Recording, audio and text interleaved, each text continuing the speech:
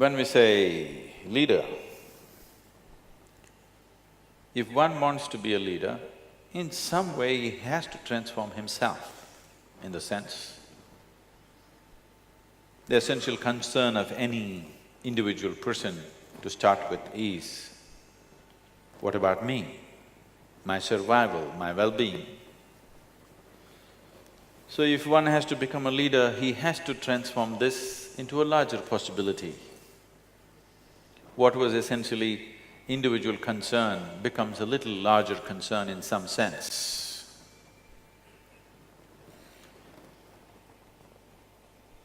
What is being looked forward to from a leader is, he should be able to see things that other people are not able to see. He need not be a superhuman being, he need not know everything. Most leaders don't know much, but they're able to see certain things that other people are missing, and they're able to put together to a common purpose. They're able to put people together for a certain common purpose that makes them leaders. Once you're in the position of leadership, every thought that you generate, every emotion that you generate, every action that you perform has impact on many, many people. Maybe a few hundred people, 1,000 people, or millions of people, depending upon what type of leadership you are in. So every thought, every emotion, every action of a leader has an impact on many, many lives. When this is so, it is extremely important that one who wishes to be a leader in some way focuses upon how he is within himself too, not just about how he performs in the world. Because no human being is doing anything that he is not himself in some way. So enhancing this being the way he is, evolving this being the way he is, transforming this being the way he is a very important part of leadership. Learning the tricks of management, learning the tricks of manipulating or inspiring people is another thing.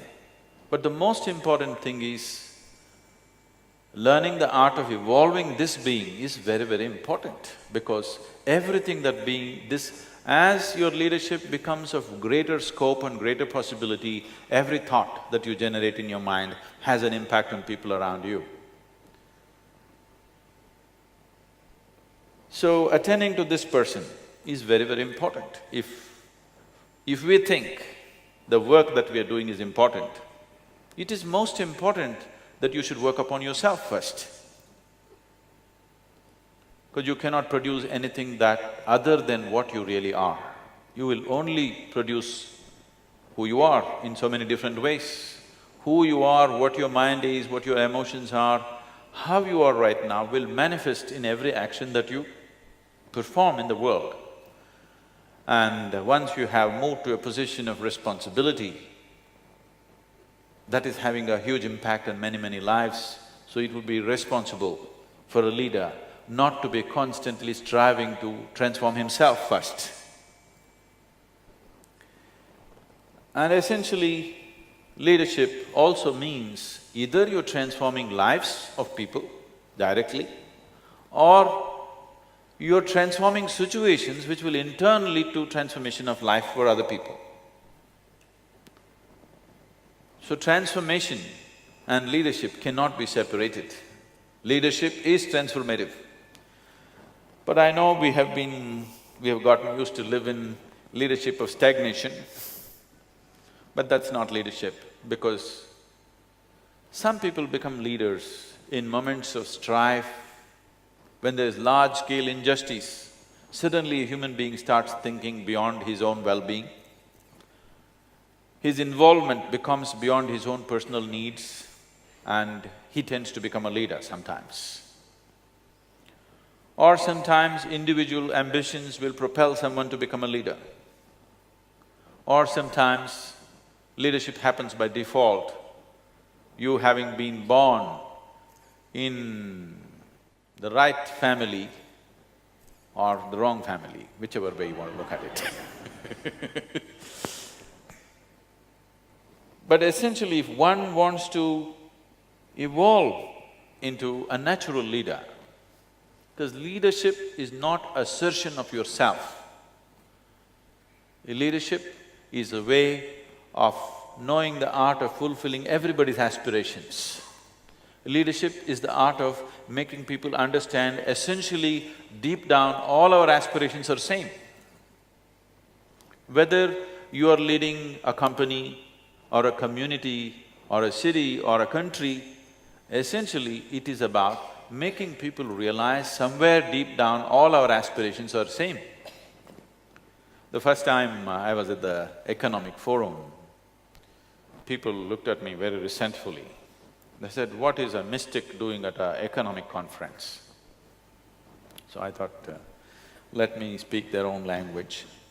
So I asked, "What do you do? What's your business?" This person said, "Well, I'm working for Lenovo. We are the second largest computer manufacturers and we do this. I said, "See, you're doing computers." I pointed out one man who was a General Motors person, and I said, "See, he's making cars. Somebody there is making safety pin." It doesn't matter whether you're making computer, car, safety pin or spacecraft, what is the fundamental business? He said, "What? My business is computer." I said, "Your business is not computer. The fundamental business is human well-being, isn't it? That's the reason why you're making you might have forgotten why you're making a computer. Essentially, you're manufacturing computer to make human life better, isn't it? Somebody is manufacturing a safety pin to make human life better. So essential business is human well-being and that's my business too. So that's why I'm here." Everybody's business is human well-being. It is just that it is only the scale and scope which is different from person to person. One person thinks human well-being means just my well-being, my individual well-being is human well-being, I don't care what happens to somebody. For another person, human well-being means him and his family. For another person, human well-being means him and his community. For another person, it's him and his country. For another person, it's the whole world.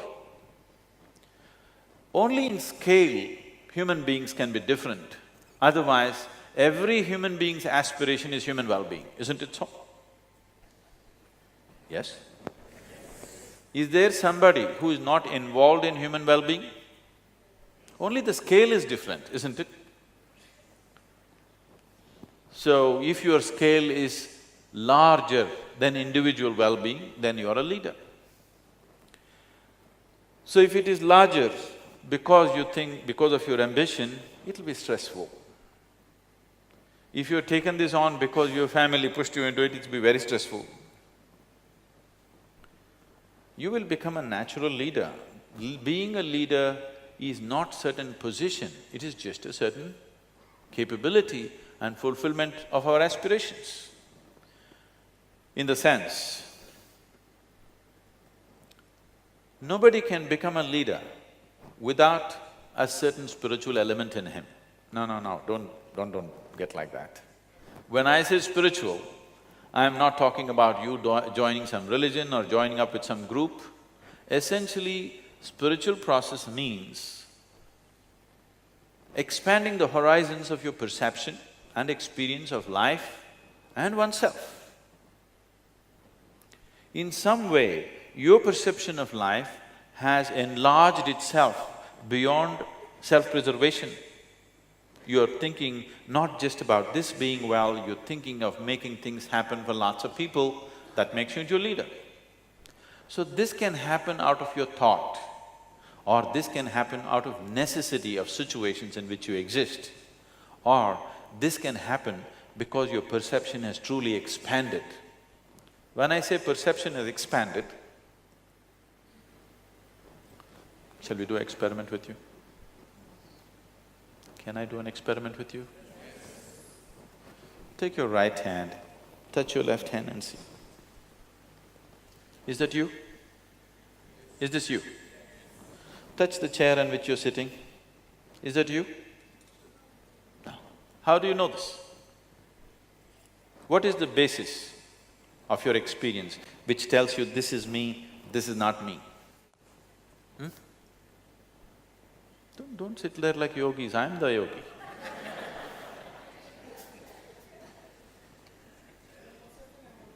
I'm sorry? No, no, no. What is it that tells you this is me and this is not me?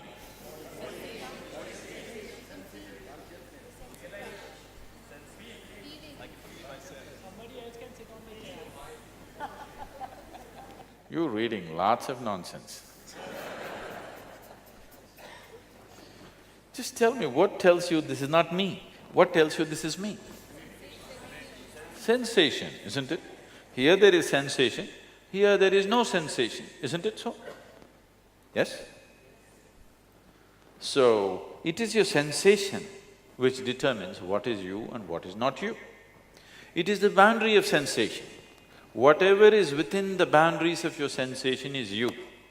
Whatever is outside the boundaries of your sensation is not you. Is that the definition of yourself? Yes, technically. So what is within this is you, if it's outside of this is not you.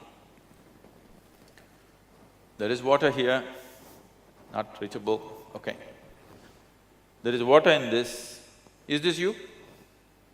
No. If you drink it, does it become you? What happened? What was outside the boundaries of your sensation got included into the boundaries of sensation, suddenly it's you. How did you get these kgs that you're carrying around? Were you born like this? What you call as myself right now was all over the planet, isn't it so? Are you eating only Marathi food or are you eating… No, I'm just saying, it's all over Maharashtra or all over the planet. I don't know where all you picked up the stuff. So what you call as myself was a piece of earth at one time. Now you go about, this is me. What has happened? You just took a piece of earth and included it into the boundaries of your sensation. Now this is you. Now do I have to tell you, please take care of your little finger, this should be taken care of, don't harm it, don't cut it, don't bite it off. Should I have to tell you? No. So now, your boundaries of sensation are not fixed. Have you at any time been so joyful, so exuberantly joyful that tears came to you?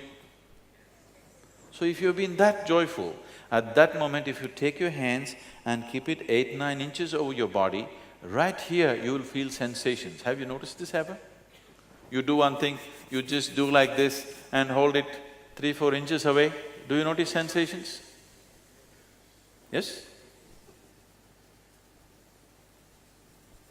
If you become very happy, just try this, there'll be a transaction between these two hands. This will happen to you. Did you ever hold somebody's hand and sit and you were in love? Just holding hands felt like two people have become one, isn't it? This is because only if you're feeling exuberant. Otherwise, holding hands is a dirty thing, it sweats and it's irritating and everything. Only if you are feeling very exuberant, now it's good because the sensation, the boundaries of sensation have expanded. Sensory body has an existence of its own. Today medically they can prove this to you.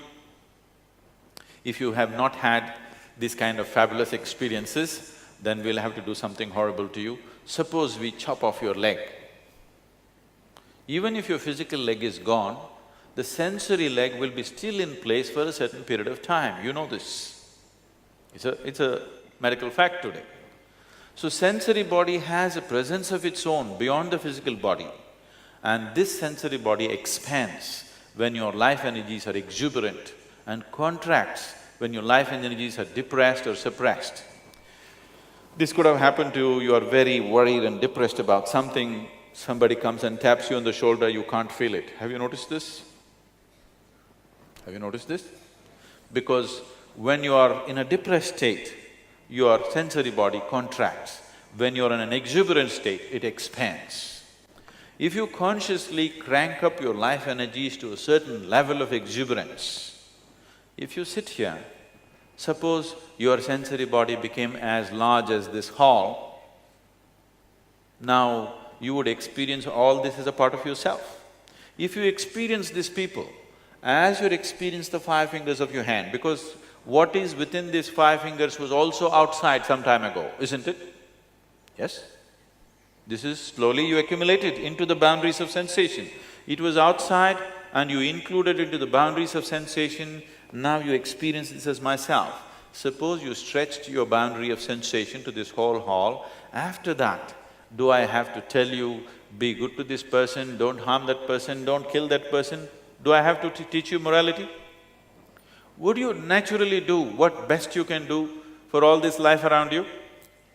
Then you are a natural leader. That's what a leader is supposed to be. Either you are manipulating yourself into your leader, which is very stressful, or because you experience everything as yourself, you do the best you can do according to your capability. Each individual can function only to the limits of his capability, isn't it? And your capabilities are at their best. This can be… there is substantial medical evidence and scientific evidence for this. Your body and your brain will function at its best only when you're exuberant, when you're joyful, when you're ecstatic. Your whole system functions at its best. Have you noticed this yourself? Haven't you noticed this experientially? When you're peaceful and joyful, is your body and brain functioning at its best? A man went to the neurologist and asked him, "Doctor, how long can a man live without a brain?" The neurologist looked at him and asked, "How old are you?"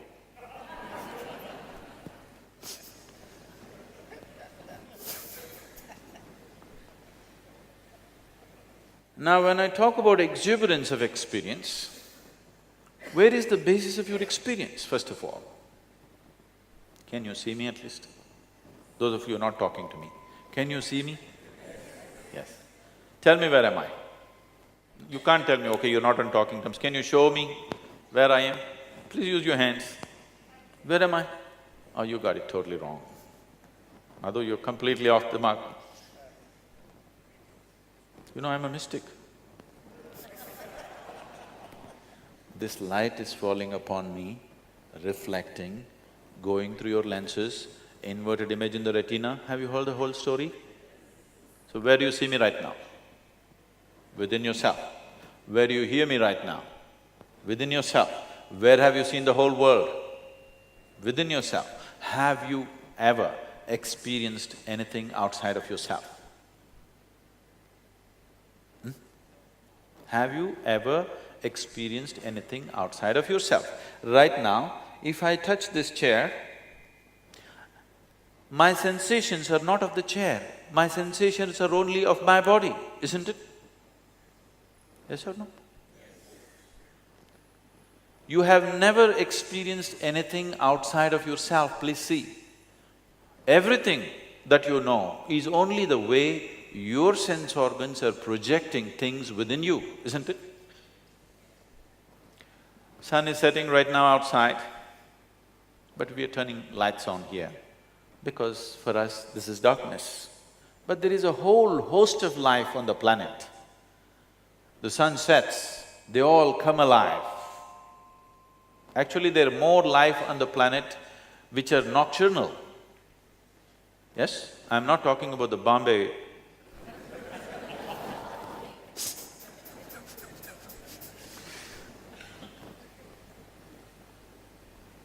there is more life on the planet which comes alive in the night than in the day. Yes? So suppose you sit with an owl and start an argument, which is light, which is darkness, where would it get you? Endless argument? Who is right, you or the owl? Both? Oh. Both means, if you're saying both, either you're working for the diplomatic corps or you may have a successful marriage. In these two areas, you must learn to say both to everything. Otherwise, you can't survive these two things. I'm asking which is light, what you see is light or what the owl sees is light. See, both of us may be wrong. One of us may be wrong, but both of us cannot be right, isn't it? Yes? So your sense perception right now is just enough for survival, but everything that you experience is happening within you. The very seat of your experience is within you. When this is so, should you not determine the nature of your experience? The world outside will happen the way you want it only to some extent, never 100% the way you want it. Yes? Never will, and I'm happy it is so. Because if the world happened completely the way you want it, where do I go? I'm glad it's not happening your way. Isn't it so?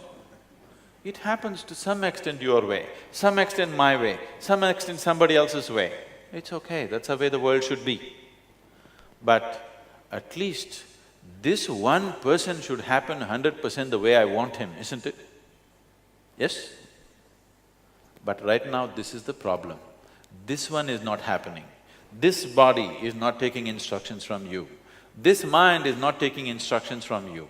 If your mind were taking instructions from you, would you keep it joyful or miserable? Pleasant or unpleasant? Pleasant for sure. If you are joyful, your sensory body would be all over the place. There would be a deep sense of inclusiveness. Once your experience of life is inclusive, without being elected, you are a leader. Without being appointed, you are a leader. Don't think whoever is appointed is always the leader. There are all kinds of leaders all over the place who are managing things and taking things in their own way, isn't it? Yes or no? Because of their sense of inclusiveness. Wherever there's inclusiveness, people will look for guidance in that direction, isn't it so? Yes? Whoever reverberates with you, you look for guidance in that direction, not to the appointed person up there, isn't it? So, there is a certain possibility within the human being which has been left unexplored by most of the humanity. Can I tell you my own story, is it okay? You shouldn't sleep off, okay? Because once upon a time, if I start, most people think it's bedtime has come. This is not once upon a time story. I know I look ancient enough, but it's not a once upon a time thing. Some time ago. When I was just 3-4 years of age, one thing that I realized was that I did not know anything. I was so utterly, absolutely ignorant about everything. This came to my awareness. So if somebody gives me a glass of water, I will just be staring at this for 3-4 hours at a stretch. Somebody gives me a dry leaf, I'll be looking at it for hours. If I sit up in the bed, I'll be just staring at nothingness for the whole night. To a point where my father, who happens to be a physician, started thinking I need psychiatric evaluation. He got really worried. This boy just stares without blinking his eyes. Something wrong with him. I'm like this. I'm looking at something because I don't know anything, I have to pay attention to every small thing. Everybody around me going about blissfully, they know everything. I'm asking you, even today, do you really know what this water is? Do you really know? I'm asking. Are you just, oh, water, H2O? Do you know what is H? Hydrogen. Do you know what's damn hydrogen? Atom, this much. Do you know what that is? We have still not deciphered a single atom in the existence. Yes or no? Yes? With all the scientific exploration, we still do not know the nature of a single subatomic particle in the existence yet. Yes, is that a fact? So I'm just staring at everything like this, and people think I need psychiatric evaluation. And they send me to school. I didn't go there too often. I went whenever it was necessary. And I go and somebody's talking, the teachers, I'm just staring at them. Initially I hear the words and understand the meaning. After some time I realized, they're only making noises. It is me who is making up the meanings. See, right now, I'm making only noises. You assume you know English language and you are making up the meanings, isn't it? If you do not know English language, I'm just making noises, haven't I? So I stopped making meanings. Just started looking at the teachers, suddenly it was very amusing. Then with a big grin on my face, I'm staring at them, which was very irritating for the teachers. I'm staring without blinking because I'm absorbing all the sounds but without meanings. Don't do that to me now, okay?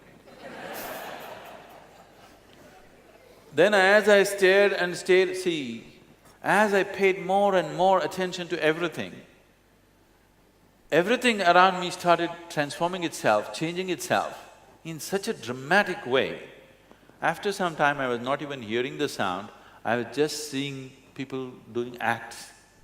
And as I paid attention, I found that even this human form just evaporated from my vision and I would see hazy, ghost-like figures going all over the place. And I'm completely amused with a big grin on my face, I'm like this. People think I'm going nuts. So I'm looking at the teacher, I know him through and through, but I don't know what the hell he's talking about.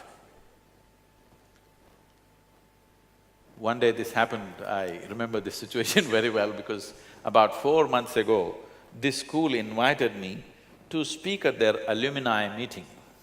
I said, please, not me, because I was not just not a good student, I was not even a student. Why do you want me? They said, no, we want you. I said, why?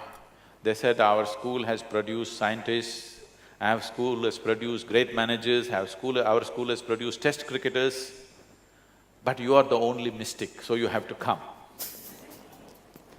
So I went there for this alumni meeting and all the buildings are same and all my memories came back to me. And I thought, see, this classroom, in this classroom a certain situation happened which changed my life in many ways. On that particular day, this teacher was talking about something, whatever, and as usual I was staring, looking through him, not listening to what he's saying. And he's trying to get some response from me, asking me all kinds of things, provoking me, but I'm fully attentive, I'm not ignoring him. I'm paying more attention than anybody has ever paid him in his life. I'm paying that kind of attention to him. But I cannot hear what he is saying. Then after trying this for more than 30–40 minutes, he said, you must either be divine or you must be the devil. I think you are the latter. So I did not feel insulted or abused. This set off a whole host of questions within me. Am I the divine? Am I the devil? Am I human? Am I alien? What the hell am I? Because anyway I did not know. So this set off a completely different line of thought within me, endless amount. What the hell am I? What is the nature of this? And one day I happened to be eating something, I was into my adolescence at that time. I just ate a morsel of food. I knew this intellectually, I have studied a little bit of science and whatever by then, but suddenly this food exploded within me. See, you eat something, you eat a piece of bread or rice or let's say a banana. If you eat this, what was something which was not you, if you eat it, it becomes you, isn't it? Yes? All this stuff was not you some time ago. This is not you right now. But if you put it inside, it actually becomes you. It is not an idea. It is a living experience that it becomes you, isn't it? So when I ate and I closed my eyes, it just exploded within me, this food, that it is actually becoming a part of me. Something which was on my plate, which was not me, is actually becoming me. It's a phenomena beyond explanation. It is a phenomena beyond logical understanding. It is the greatest thing that's happening, that you can convert a banana into a human being. It's not a simple thing. You can make a piece of bread into a human being, not a simple thing, isn't it? So suddenly I realized, There is an innate intelligence and capability here which can make a piece of bread into a human being. When I say human being as a mechanism, if you look at it, this is the most sophisticated mechanism on the planet, isn't it? Most complex and most sophisticated, highest level of electronics, mechanics, electricals, everything, isn't it so? Yes or no? Have you seen a better machine than this? Just a piece of bread, within a few hours, becomes such a phenomenal machine. So suddenly, I shifted my life from staring to sitting with my eyes closed. I was staring hours on end. Now I sat with my eyes closed, some days for hours, sometimes for days. Now suddenly people around me, people who were thinking that I need psychiatric evaluation, they started thinking, oh, he's a yogi. See? But I was still doing the same thing. Instead of staring at somebody, I was staring at myself. I was not doing anything different, I was still paying attention, that's all I was doing. All the time I was paying attention, it is just I changed the direction of paying attention and suddenly from a nutcase to a yogi. Now there is this intrinsic intelligence and capability in every being right here, isn't it? Yes? If you could only access, the very source of creation is right here. If you could only touch it, you would be phenomenally capable, isn't it? You don't have to learn leadership somewhere. You will be a natural leader because the very source of creation, that which makes life is here within you, trapped, he cannot get away. Please look at this. If you only strive to make the necessary contact with this, if you find access to this, leadership is natural. Leadership is not about you asserting yourself over somebody. It is about being able to harness everybody's aspirations and make it happen. People should not even feel there is a leader around, that's when you're a real leader, isn't it? If people constantly feel the presence of a leader, he is a tyrant most probably. Yes or no? People should not even feel this place is managed. It looks like nobody is managing it, but everything is happening the way it should happen. That is leadership, isn't it? Yes? See, right now, the nature of creation is such that we can argue there is no creator because it's so perfect. If every day it was breaking down, then we would every day know and curse the one who creates this. Because creation is happening in such perfection, we can forget about the source of creation, isn't it? That's true management, isn't it so?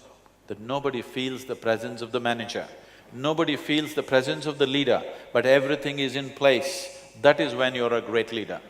And that will only happen only when there's a deep sense of inclusiveness of everything around you. Inclusiveness not as an idea, but inclusiveness as an experience. Oh, is such a thing possible? Well, once again, modern science is telling you, if you sit here right now, this moment, as you're sitting here right now, every subatomic particle in your body right now is in constant transaction with the rest of the cosmos. This is a reality that's happening.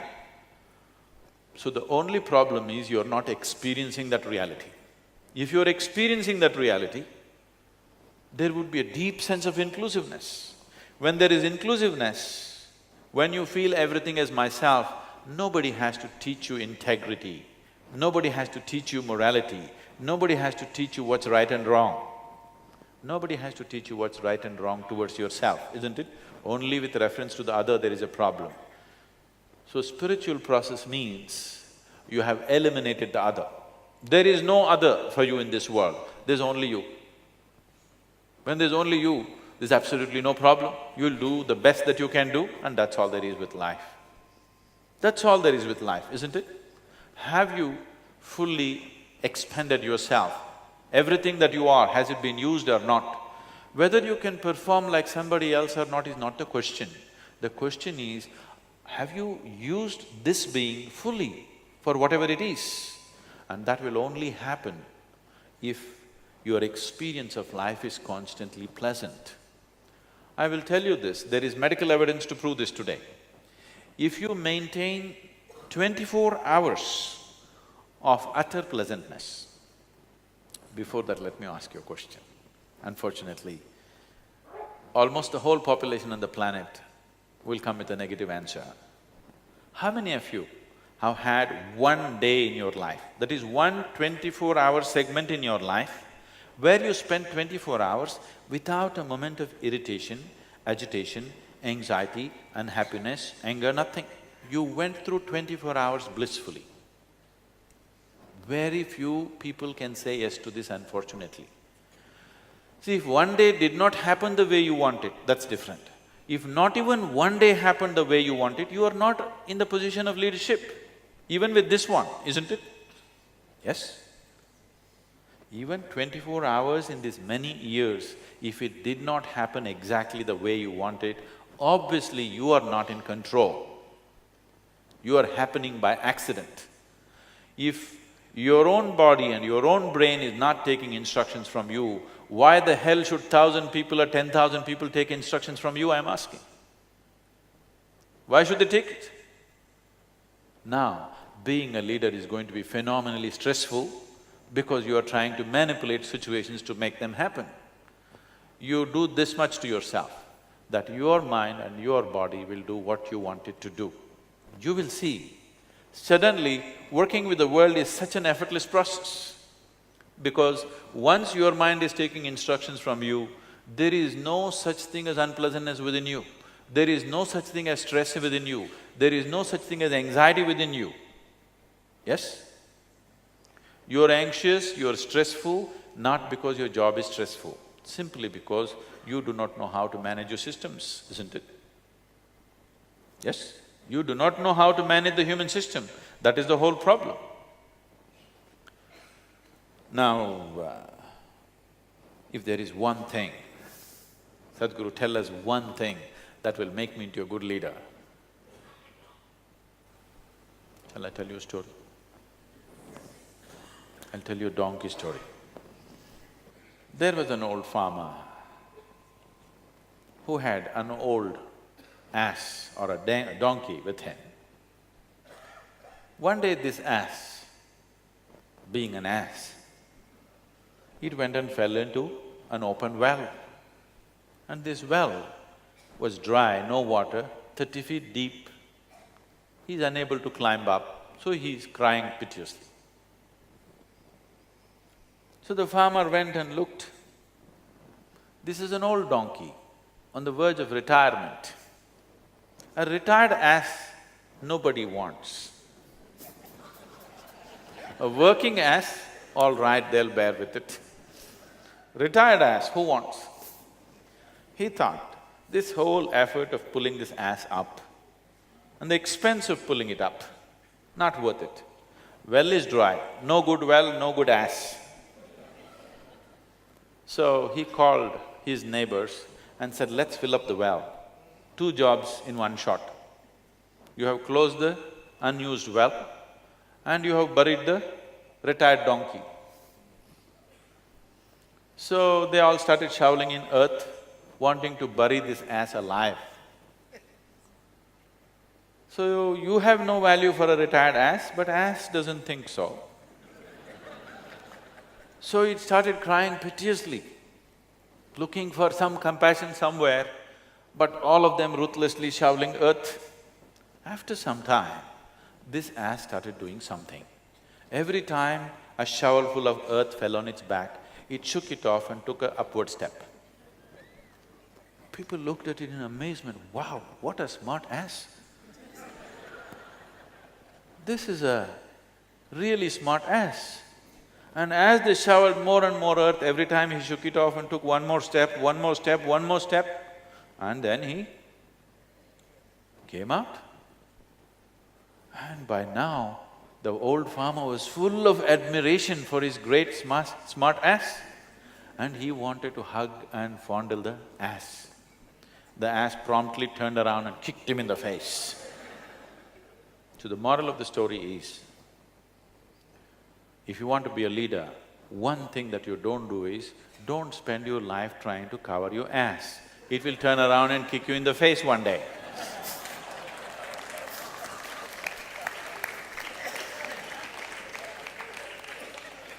Because what people expect you from a leader is that first of all, he is straight. People don't appreciate you manipulating them. People appreciate that first of all you are straight. You don't have to be brilliant to be a leader. You don't have to be a genius to be a leader. You don't have to be a superhuman to be a leader. You are straight, your integrity is always there, and you have some vision. You have some insight into a few things that makes you into a leader. When you are truly inclusive, you'll naturally have an insight about everything. And then you gather people, right kind of people will naturally gather around you when they see a certain level of integrity in you, and things will happen, according to your capability, of course. You can never equate people's capabilities. People come with different capabilities, it's fine. But the question is just this, are you able to use yourself to the fullest extent or no? If you yourself are an issue, so please see, you yourself are an issue on a daily basis. When you are an issue, you cannot handle issues on the outside. So if you make yourself like this, that this is not an issue anymore. Now, you can attend to the outside issues to the best of your capability and your leadership will happen effortlessly without being stressful to you or to anybody for that matter. It's transformative leadership. If you have questions, please. Any kind of question. Sadhguru, why is it that today, in the name of leadership, we see so much of insecurity among leaders? Subordinates who look upon leaders today feel awfully insecure even more. These brilliant people who are assisting the leader, they are like small pieces in the jigsaw. By themselves, they are nothing. There needs to be a fulcrum who holds these people together, otherwise by themselves they can do nothing. If there wasn't a leader, these people could never be harnessed and they would never find expression to their intelligence. Because they may have certain talent, but they don't have leadership. So, somebody is being paid more only not because he's brilliant, because he's able to harness brilliance. Brilliance which cannot be harnessed, what's the use of that? It's a lot of trouble actually. No? Intelligence which is not harnessed is a lot of trouble, isn't it? So a leader may not be the same IQ as the so-called brilliant man, but he is able to manage all these IQs. That's his capability. He gets paid for that. You get paid for your IQ. So anyway, above all, your life, the quality of your life does not necessarily depend upon how much you're paid. I'm not saying you should ignore that. Yes, that is a factor. How much money you get, how much wealth you make in your life determines the comfort of your life, never determines the quality of your life. Yes? It gives you certain access, it gives you certain comfort, it facilitates a few things around. But essentially the quality of your life is in how joyfully you're creating what you're creating, isn't it? If you are absolutely giving yourself and if you're brilliant as one claims to be, and if you're really making things happen to the best of your ability, in many ways you become indispensable for any group of people, isn't it? So instead of thinking of increment, I think people should focus on how to become indispensable. That people can't believe that without you, this situation can work. It will work anyway. Tomorrow morning if I fall dead or you fall dead, the world will go on fine, don't have any illusions about that. But people should believe that without him, how to live, how to make this work. If people get such feeling, then you will be substantially rewarded. But the true reward is in the joy of doing what you're doing, not in what you get at the end of the month, isn't it? What you get at the end of the month facilitates a few things, maybe determines the kind of house you live in, determines the kind of car you drive, but how joyful you drive the car, that it doesn't come from that, isn't it? How joyful you live in this house is not determined by that. So your quality of life is the way you experience it, not what you have, where you are. So please, once you said this, that your quality of life is determined, anyway you're joyful by your own nature, you will function at your best and your capabilities will be rewarded. Today or tomorrow it has to be rewarded. Sometimes there may be some slowdown, sometimes maybe you have to make a little noise and make them know that you are there. Because it's a large picture, somebody may not notice you. But the important thing is, in your life, the important thing is, are you enjoying the process of life or are you cribbing through your life? This is most important, isn't it? Yes? I guess my question is, where do we get started and what is the path? So that, again, this doesn't become a subconscious experience and then we again wait for this kind of thing to happen. What are the practical things that we can do so that we kind of don't leave this session saying, okay, it was another great talk, but I don't really know what do I need to do, so at least I know I'm trying to make the effort. You want some tips?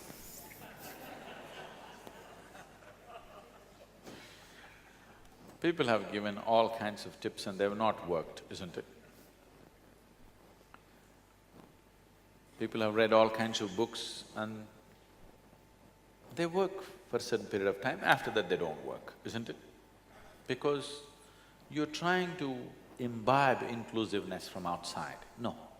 Inclusiveness is the nature of life, that's what I said. It is not about you trying to change yourself. It is about realizing the nature of your existence. It is not about changing realities. It is just about realizing the nature of reality.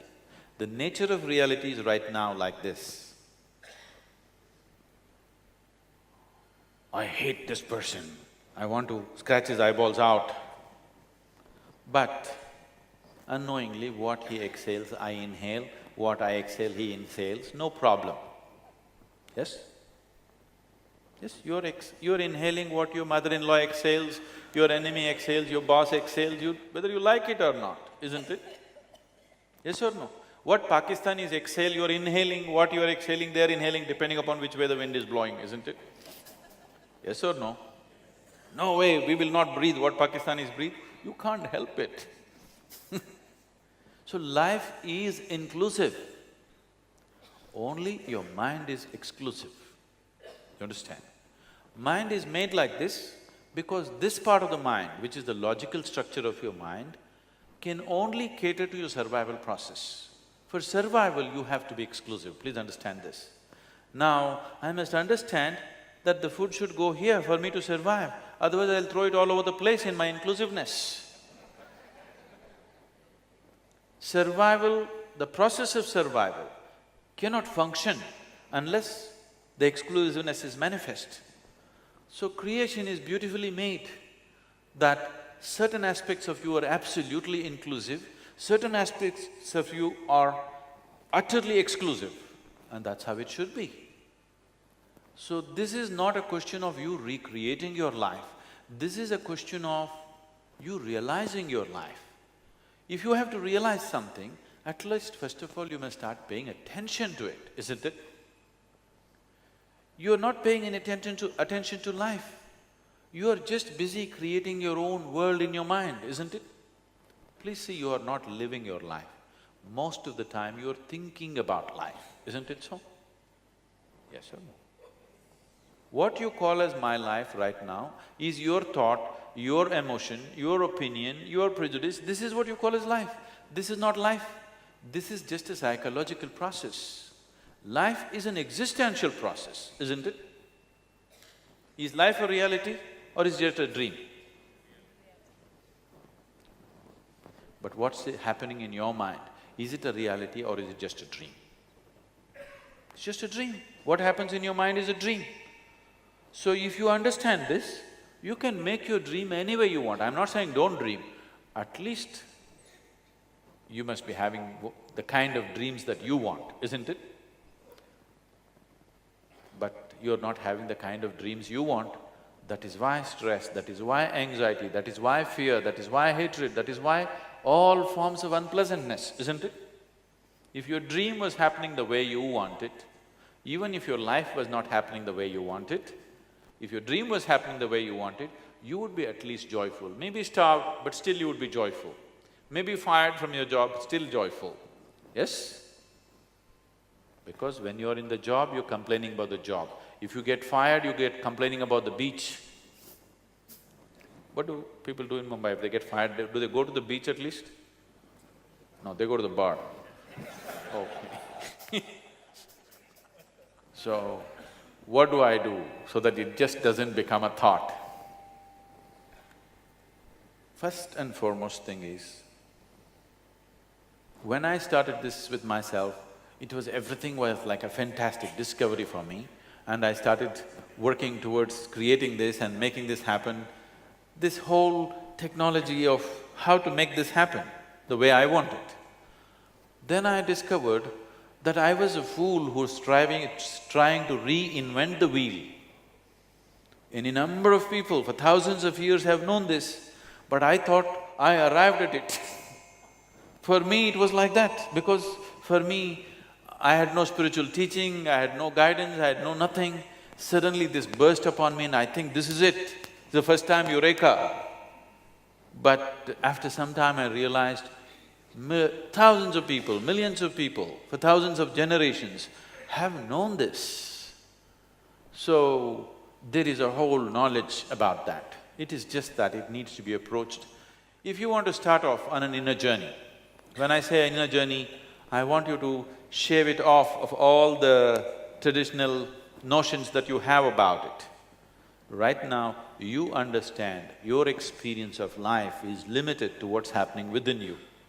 Based on that, if you want to explore this possibility of what this being is and know this experientially, to turn your attention from believing that you're looking outside and knowing that you're only looking within, if you dedicate 28 to 30 hours of life, a focused time if you give me, we can set up an instrument for you, a subjective instrument within yourself, which will give you this access.